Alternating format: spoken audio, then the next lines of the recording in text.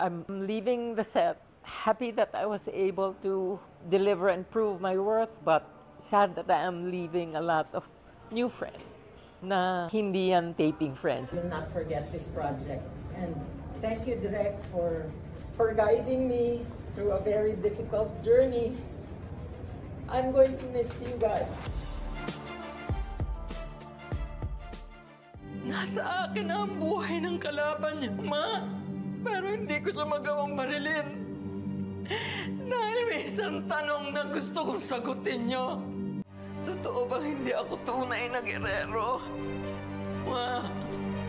I have never worked so hard in my life or for as long as I can remember. Kasi it's not just physical, it's emotional. If it's not emotional, it's physical. I have not had an easy day sa taping, but I am so proud and so fulfilled kasi tuwing uuwi ako, I have something to talk to my husband about, something to be proud of. Yung, nakaya ko yun. Talagang every time na lang na nagre-report ako dito, mahirap pero uuwi talaga ako na happy and proud of myself.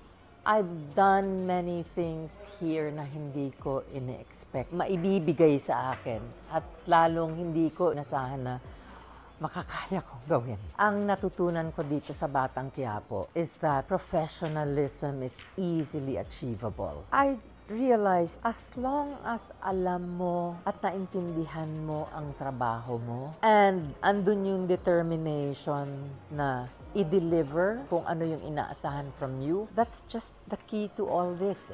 Dito nga, ang daming challenging scenes, but for the 6 months, wala akong narinig na staff na nagtatalo. And yet, na-deliver nila yung trabaho nila very smoothly. Ultimong mga safety officers, ultimong mga marshals, the minute I get down from the car, alam na nila to help me. Kasi wala naman akong PA since 1989. Ko lang mag-isa. So, alaga nila ako.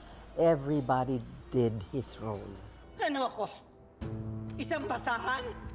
Napasta na lang itatapon niyo dahil gusto niya! Ang hindi ko makakalimutang eksena talaga, yung first taping day ko pa lang bilang Olivia, inaway niya na kaagad ang buong pamilya niya na mataas yung emotion, mataas yung level ng pagtatampo, taas ng level ng galit, taas ng level ng sama ng loob. First time to work with Direk Malu. Of course, I've worked with Dante Rivero, Miss Celia Rodriguez, Albert. Can you imagine the pressure na nagwawala si Olivia? Inaaway niya lahat. At the same time, as actors, pinapanood nila ako pagkatapos nung eksena. Talagang, I think, si Dante ba o si Angel ang hinawakan ko kasi talagang nanginginig ako.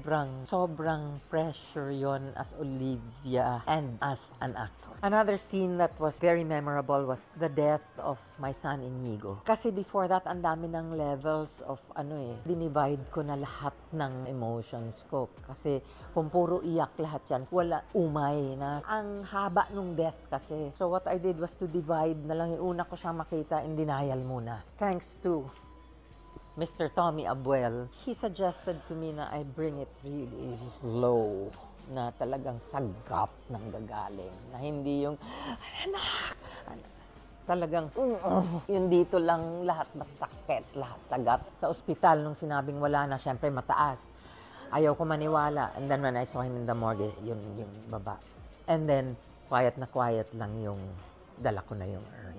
The most unforgettable also yung The Royal Rumble. Ang taas ng emotion, yung galit, lahat inisa-isa kong awayin on different levels. Yung the same pressure na they're looking at me as Olivia, but I also know that they can see me as the actor. Kung paano ko gagawin. The whole Guerrero family is my favorite team. Kasi since the beginning pa of my stepping into Batang Quiapo, and I worked with them, I grew with them. No matter how dysfunctional their family is, ang ganda nung dynamics. Iba-ibang topak, iba-ibang puso, kung puso man ang matatawag doon, iba-ibang utak, iba-iba ang pitik. Pero Napakalaki ng tulong sa akin nung the whole of the Guerrero family. Titignan ko lang si Dante Rivero sa mata.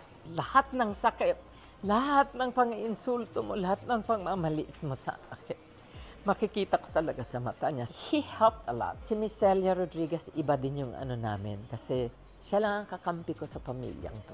Yung may tampo pero mahal ko siya. Hindi, mahal ko pa rin siya. Siya lang ang mahal ko talaga.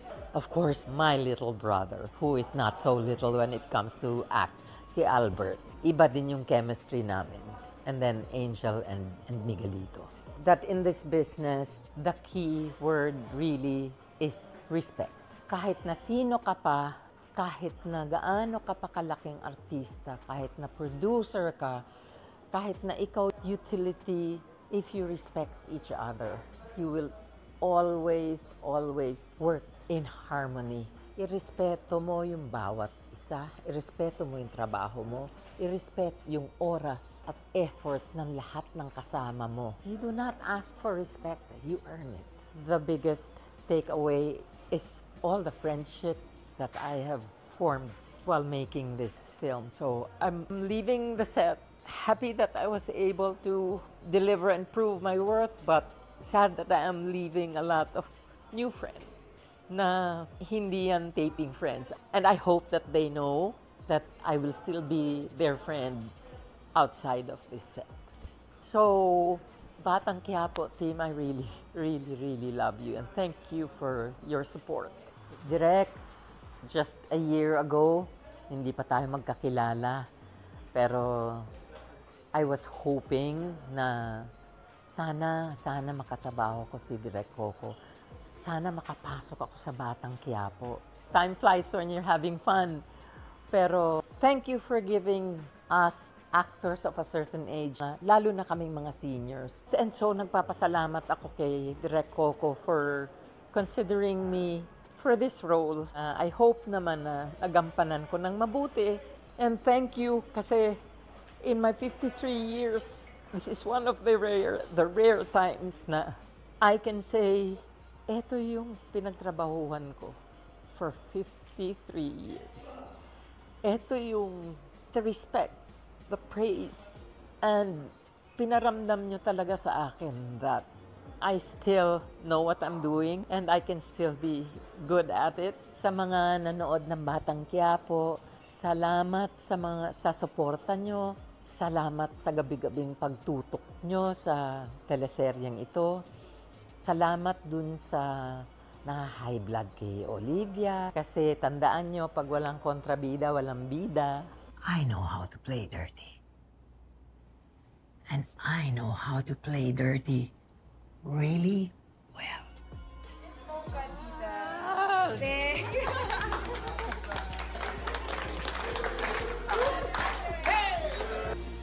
Thank you po!